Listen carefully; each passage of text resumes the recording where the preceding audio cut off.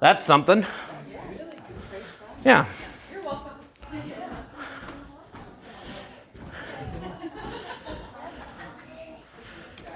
All right.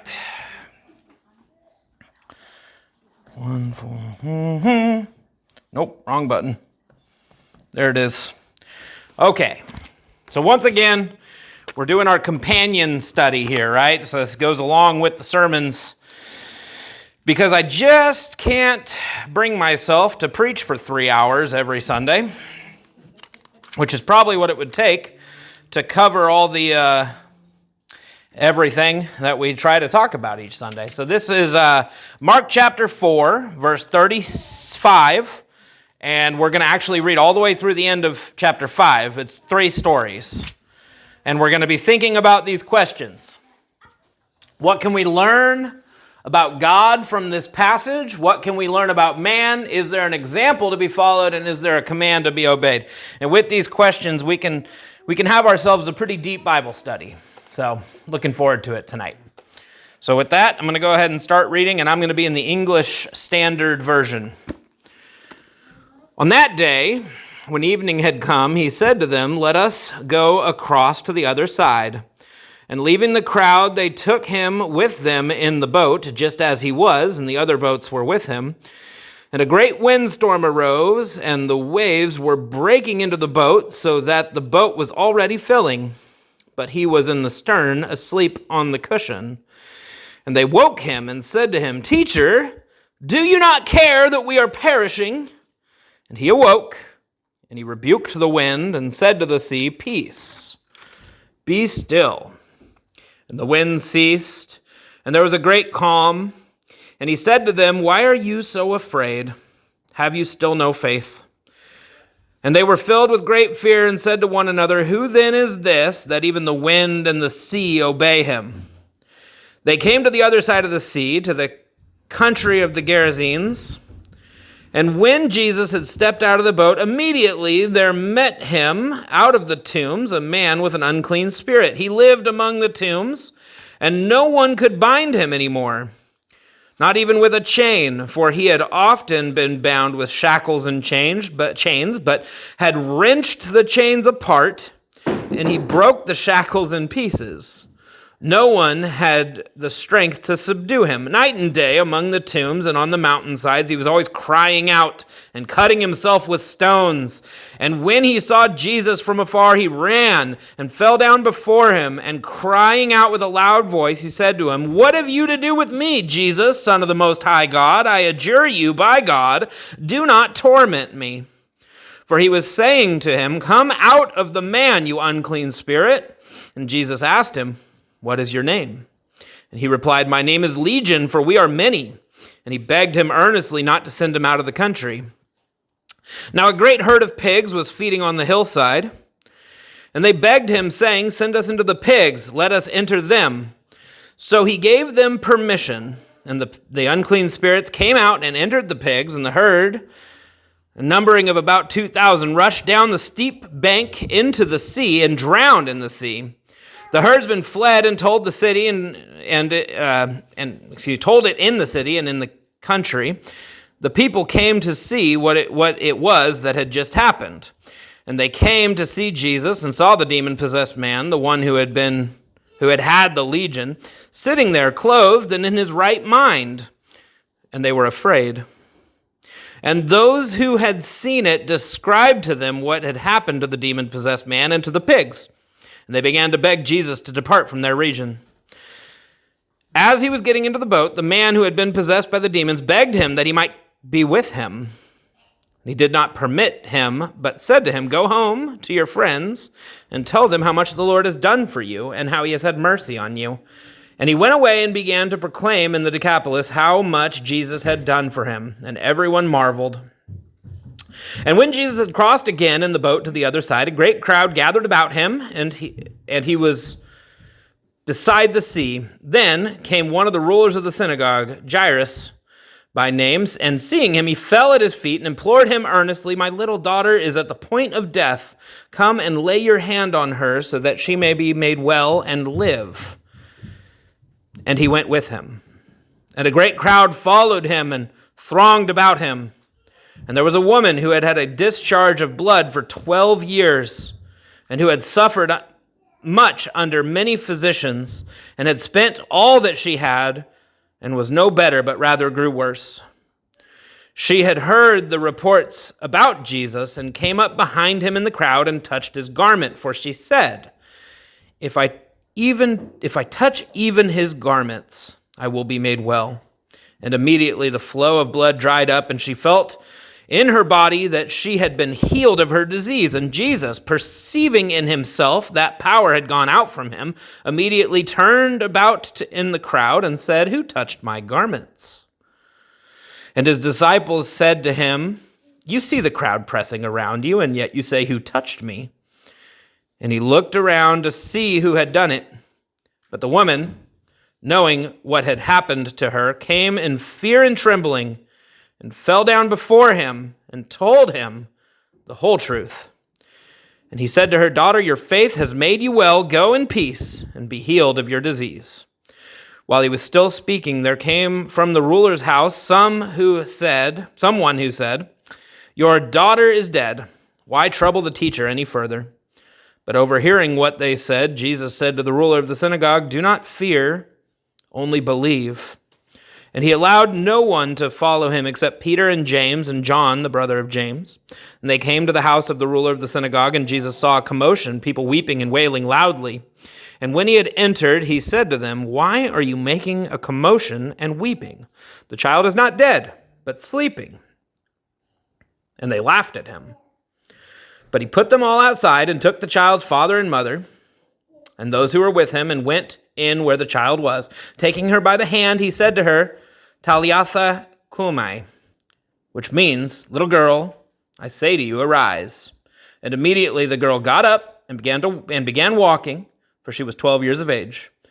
And they were immediately overcome with amazement.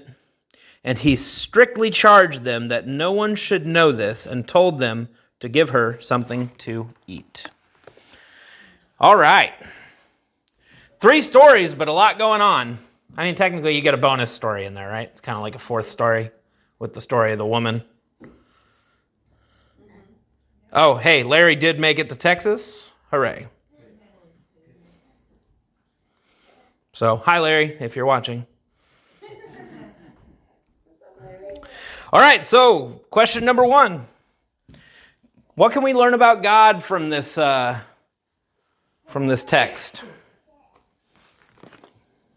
He's not perturbed by the same things we are perturbed by. Perturbed. Can you give me a definition on that word? Sorry, I'm not sure what that means. Like upset or like feelings of like anxiety or perturbed. So bothered, maybe? Bothered. I'll use words I know the definition too. He's not bothered by the same things we're bothered by. I think that's what it means too. I just didn't know for sure. Yeah, I don't either. And this is going on the internet. So On the interwebs. God is not bothered by the things we are. Boy, isn't that the truth? yeah. And I'm pulling that from the fact that he was asleep on the boat.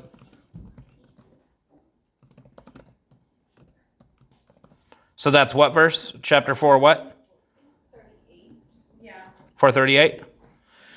Yeah. I know, right? So how many of you guys have been on an ocean vessel before? Yeah, me too.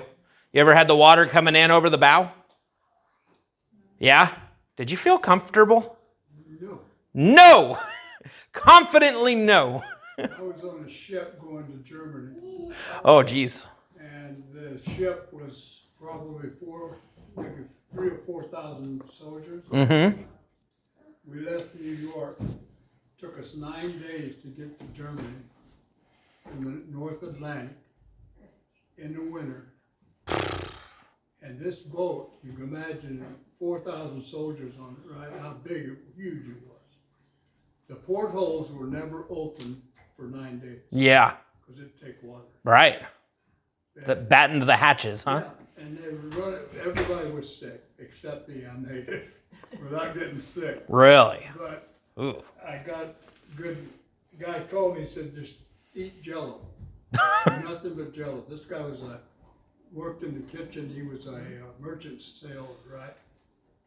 merchant ship, say. And so that's what I did, and it worked for me. But that water, that ship, everybody was sick. So they'd run us all up on the deck, right? And that boat's going like this. Mm-hmm. And there's, They'd take fire hoses and wash everything down. Yep. Keep us up there for a couple hours doing that, right? Oh my word. And I would stand on the ship. I could handle this. Most of us can handle this. But when it goes up, it goes, Yeah. rolls. Yep. Makes that roll, man. At night, when they'd make that roll, you'd hear the guys in those bunks going, Oh no. Yeah. So I mean, these The water, like I said, for 9 days, we didn't see the sun. And when they put us on the deck, well, it was not rain, sleet, ice coming down. But when they talk about the North Atlantic in the winter, yeah. you don't want to be there. No, it's like watching The Deadliest Catch, huh? Yeah. Goodness gracious. Yeah, right. Well, these guys, I mean, what?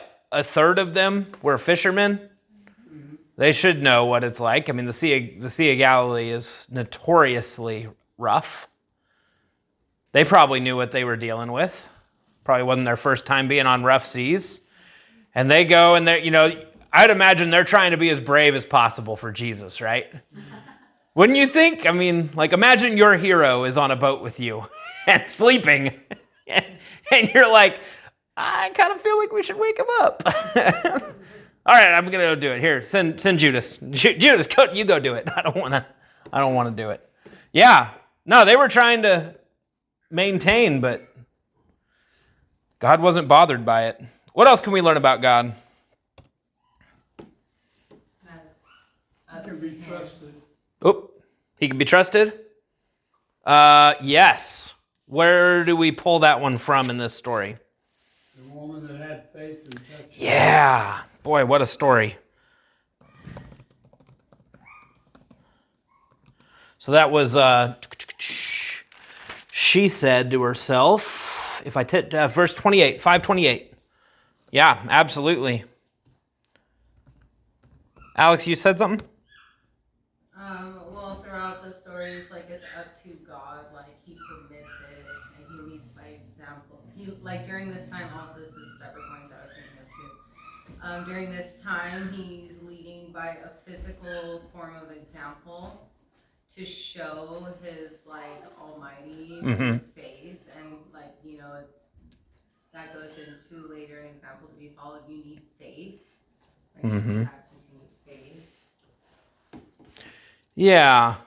But it's up to him, he permitted the spirits to leave the man.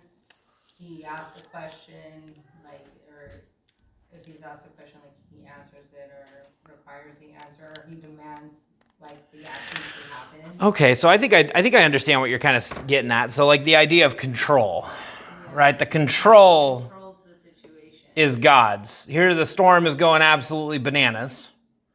And he's like, you just woke me up. Okay, stop. Why are you so afraid? He says, right? And then it stopped, and then they're like, And then they get out of the boat, and there's the demon-possessed man, who is literally uncontrollable. They're like, we've wrestled. How many guys do you think? A dozen guys? What's that? 100 guys versus a gorilla? That's the big argument that's been going around on the internet lately, right? How many guys versus Legion? Had to pin this guy down and chain him up, and then he's like, rah, you won't like me when I'm angry, right? He just rips right out of it like the Hulk.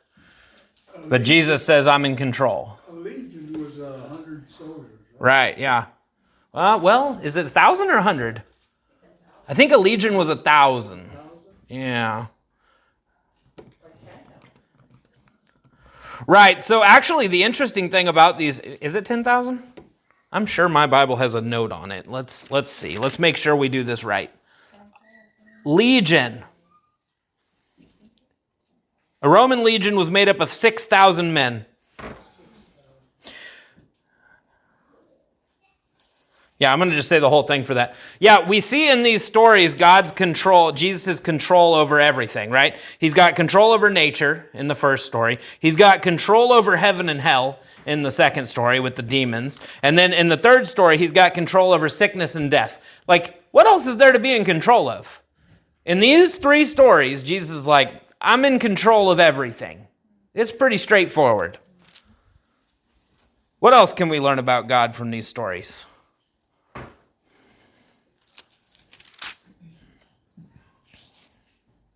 have a question. Yes. So when he brought the little girl back to life, why didn't he want anyone to know this? Boy, that's a good question. So we've seen several times throughout Mark so far, and you see it in the other Gospels too, that Jesus is actually trying to reduce his notoriety.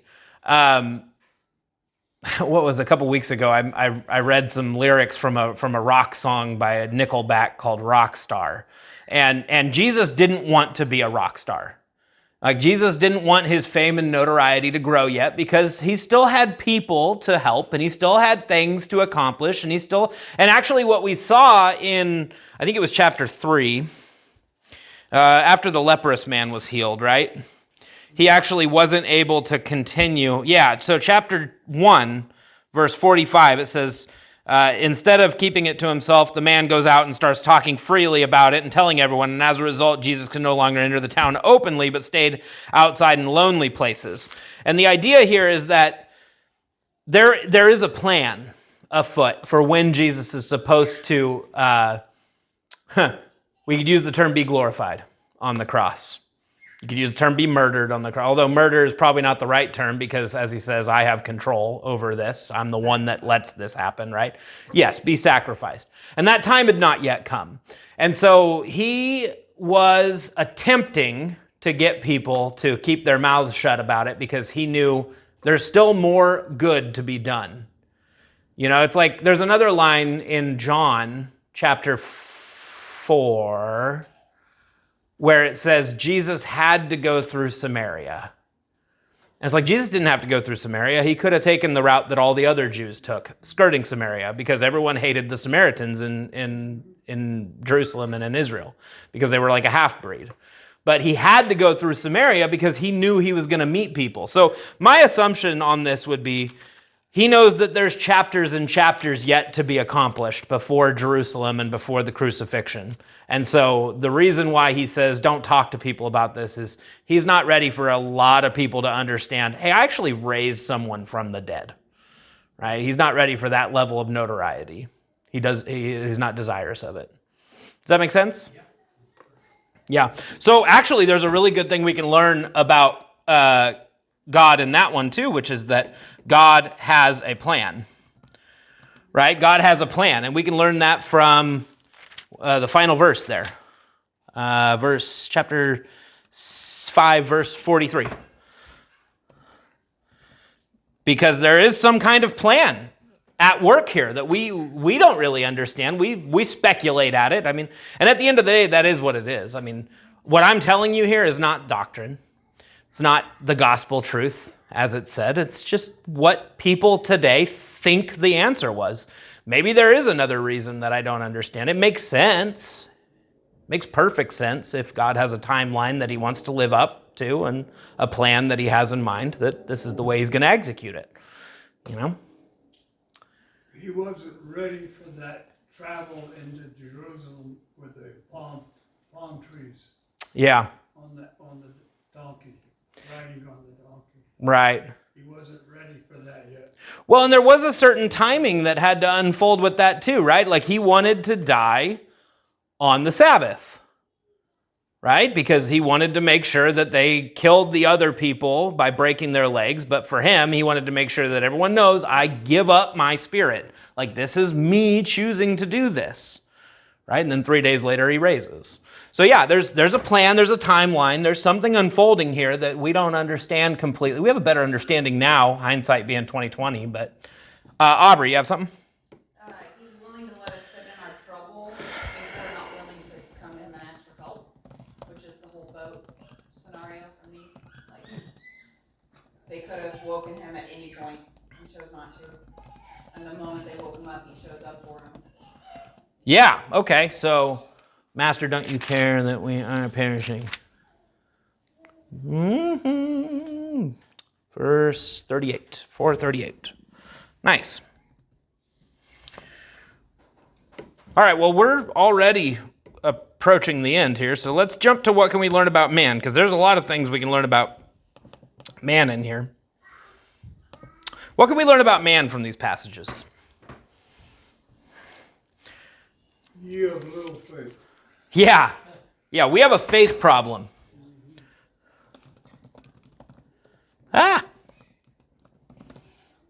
Again, there's a lot of those, right? But what is it?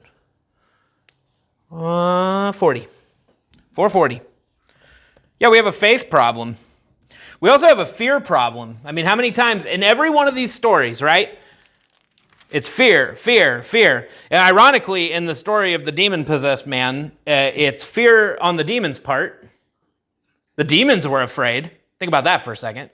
And then it's also fear of the townspeople, because they're like, dude, you just killed 2,000 of our pigs.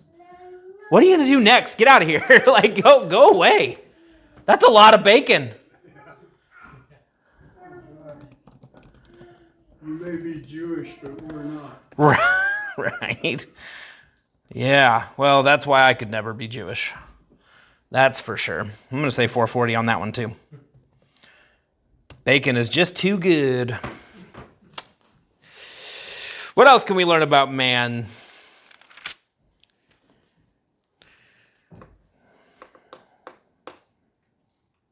We also kind of give up.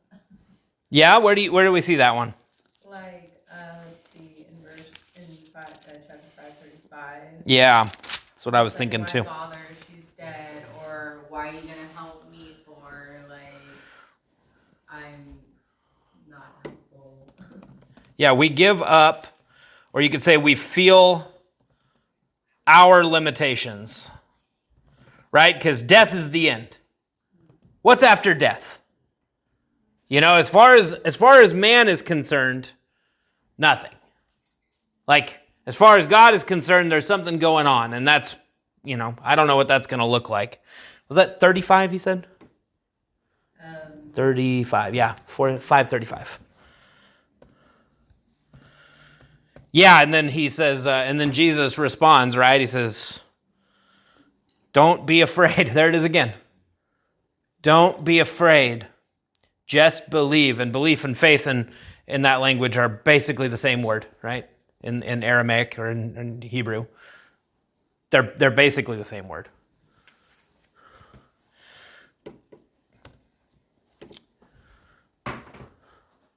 Yeah, I mean, imagine that.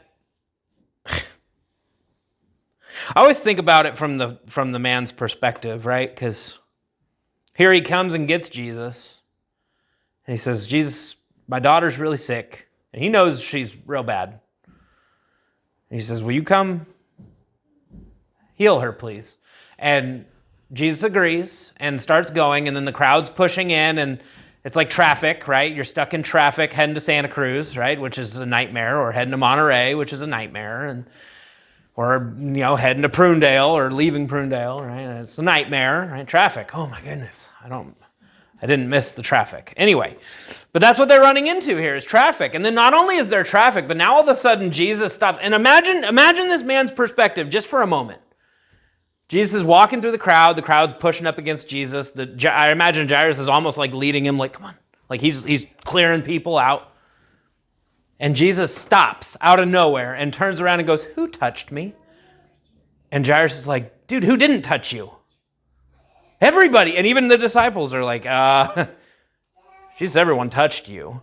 And Jairus is thinking to himself, like, time is of the essence. Let's get rolling. And then the guy comes and says, your daughter's dead. And he in his mind, in that moment, he must have just thought, oh, that stinking woman.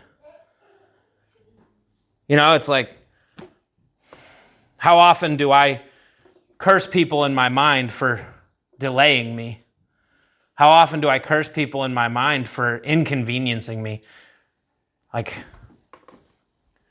I don't know. Is anybody else here their primary motivation like doing things as efficiently as possible?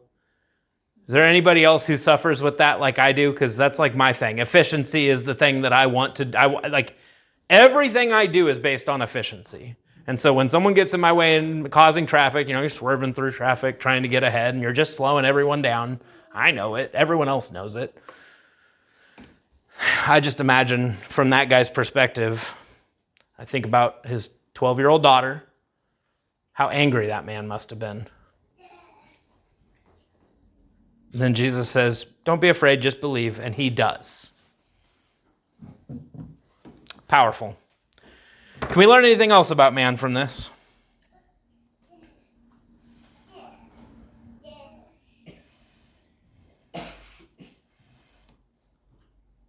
Okay. Well, let's jump to examples to be followed then. Is there an example to be followed? Not to give up on God's promise.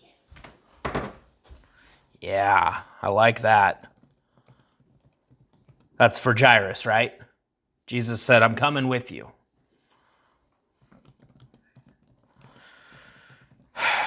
Timing. Keep your faith in God and anything is possible. Yeah, that's right. Like in the first story about 36. the ship in the storm.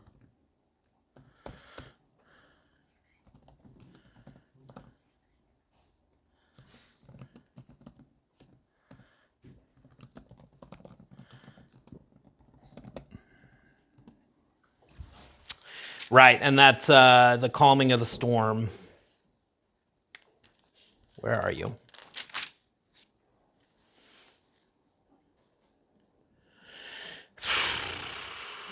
$40, $41 probably.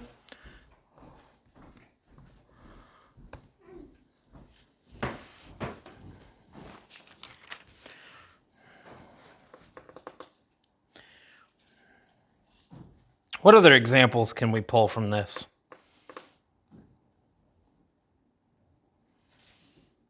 Help my unbelief. Please, help my unbelief. Forgive my unbelief. Help it. Yeah, so what would you say? Fight against unbelief, maybe? Well, for me, it's just like this realization that I really don't. The thing that prevents me from the belief is like my belief that I understand reality.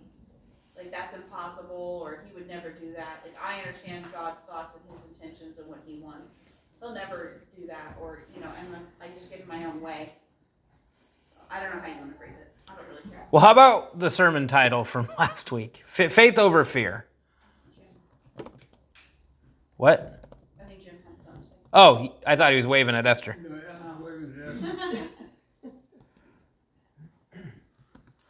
Faith over fear. I mean, that is probably inside of all of these examples, inside of all of these stories, you see that example, right?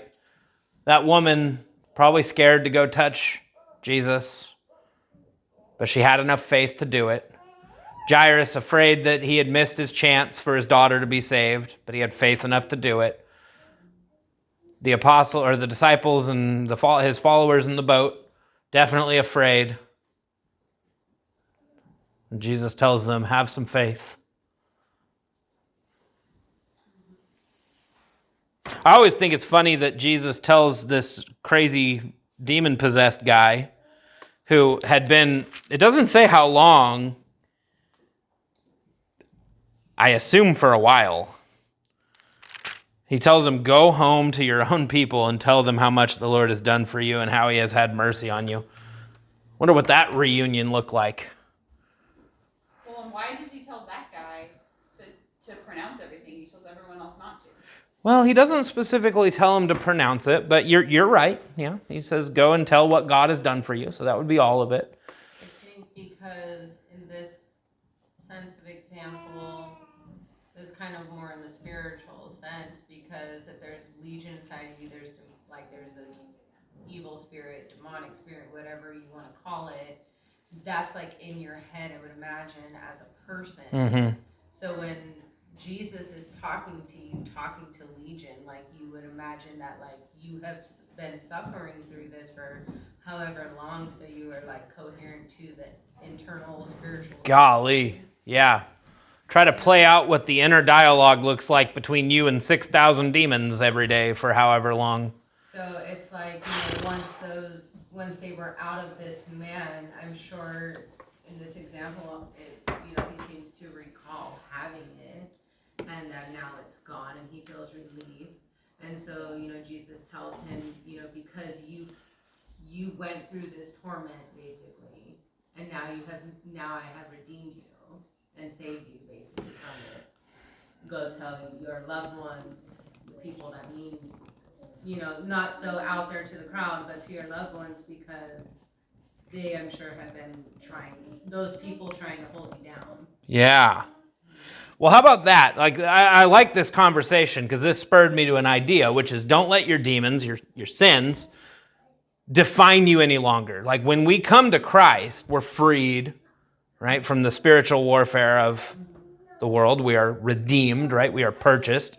Like the Bible tells us that we have the power to resist Satan and he will flee from you, right? And that's not our power. That's the power of the Spirit within us. That's the power of Christ, and that's the power of God, right? That's something bigger than me. So I like that just from that verse 19, 5:19. And see, that's a thought I would have never had if we wouldn't just have these conversations. How fun. How fun for me. I hope it was fun for you too. All right, let's go to the last one. Unless there's another example. Can you guys see another example? If there is, I'd be happy to talk about it. There probably is. I agree. I'm tired today. That's why I'm drinking a Dr. Pepper. I never drink sodas. I know. I'm a terrible person. Sugar. You know how much sugar's in this? 55 grams. I don't even know what a gram looks like. I know. It's terrible. Anyway. All right, well, let's go to commands. Is there a command to be obeyed? Now remember, I'm going to say it every time. Implicit versus explicit. Implicit means an implied command. Explicit is directly spoken.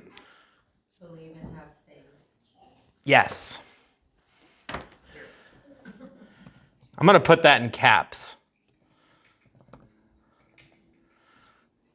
And there's so many different portions of this section. I really saw God's hand at work this last week over this lesson and just what's been happening in the world and just the way everything has gone. Have faith. Why did you specify believe and have faith? Out of curiosity. Oh, are you asking me? I'm sorry. Yeah. I'm sorry, 1 second.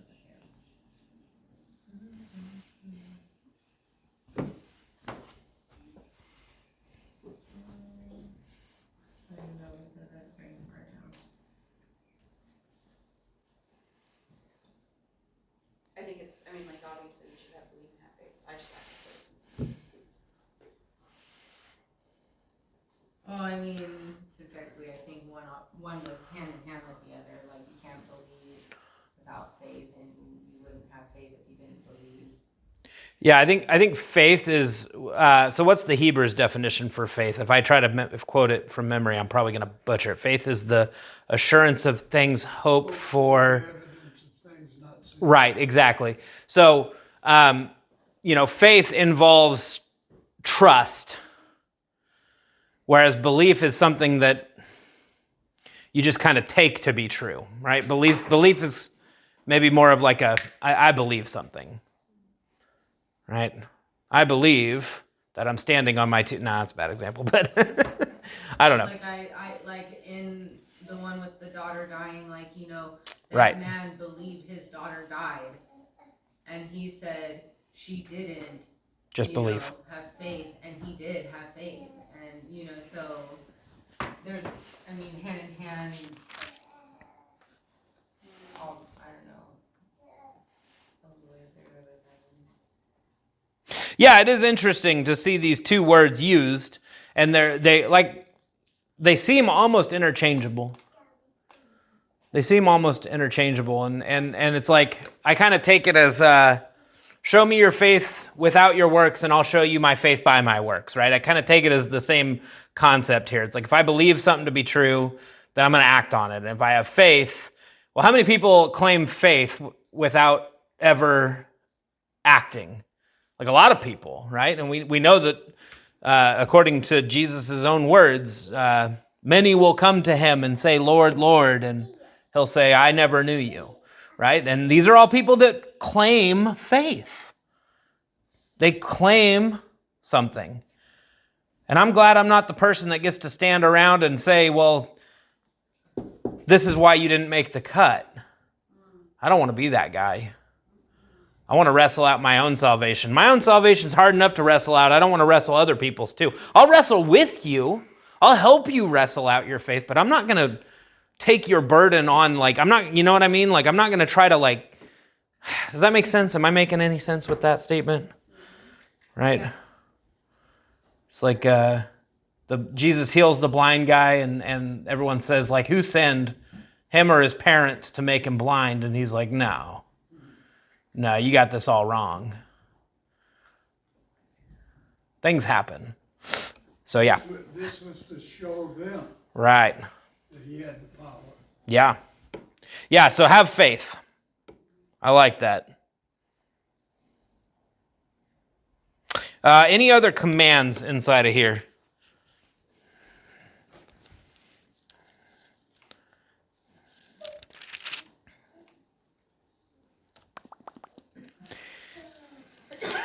Well, he commanded them not to say anything, Mm-hmm. exploit his words, I guess, or like to go and speak about it. Yeah, I know it might be a little dangerous to try to apply that one to ourselves, huh? Because it's like we're supposed to tell everybody. Because the whole idea behind that, from what I can understand, is that, like I said, there was a timeline, right? There was a plan, and that command seems very pointed towards that one person and that one situation, whereas now we're told to go into all the world and proclaim the good news to everyone.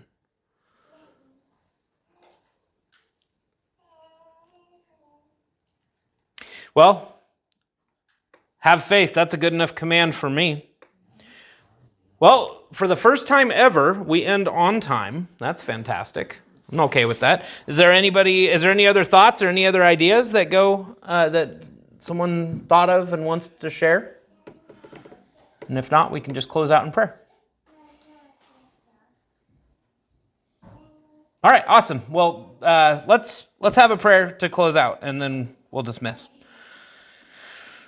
Lord God, my Father, I am truly grateful for this conversation I'm having with you, this conversation we're having with you, Father. The idea that we are transcending time by praying to a being that is outside of creation while reaching into creation. Father, it boggles my mind to think about the implications of that, the idea that you know all things. Nothing's a mystery to you. Father, I thank you for the mercy and the sacrifice of your Son, Jesus, that brings us to your throne room with confidence because of our faith, Father. And Lord, I pray that you help us to demonstrate our faith. Father, faith is something that is acted out. Belief is something that is held inside, and faith is something that is acted out. So help us to show our faith to this world. Help us to show our faith to our community. Father, help us to show our faith to our coworkers. Father, you know what that looks like. You know the difficulties that arise inside of that, Lord. But we're told to have faith. And so help us to act on that. Father, help us to take your word and apply it to our lives. And it's in your Son's holy name I pray. Amen. All right, thank you guys. Munchkin. This is all play.